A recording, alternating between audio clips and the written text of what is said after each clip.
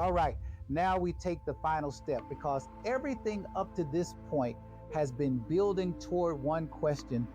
Where does the full timeline end? We've already seen the first part clearly. 457 BC to AD 34. That's the 490 years, and every part of it lined up perfectly. But remember, that was only part of the prophecy. The full timeline is 2,300 years. So now we need to finish it. If 490 years ended in AD 34, how much time is left?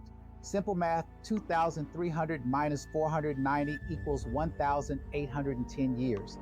So now we take AD 34 and move forward 1,810 years. And this is where it gets serious, because when you follow that timeline, you land on 1844. Now pause, because this is where people usually stop, not because it doesn't make sense, but because it feels different. Everything before this point was easy to recognize. Jesus' baptism, the cross, the spread of the gospel. But 1844, nothing obvious stands out. No major global event, no clear moment everyone points to.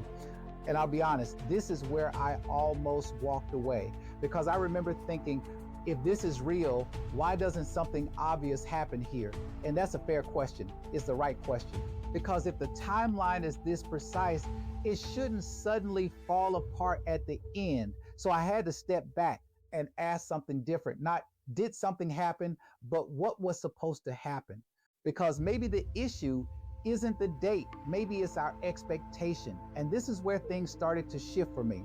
The gospel begins to spread outward beyond Israel to the rest of the world, right on time, exactly where the prophecy said it would.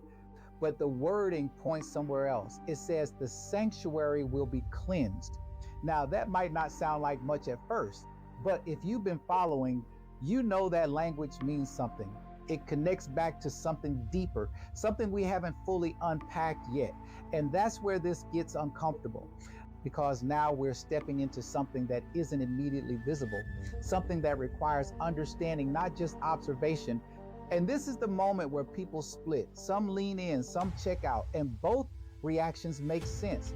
But if everything has lined up so far, does it make sense to stop here, or is it worth one more step?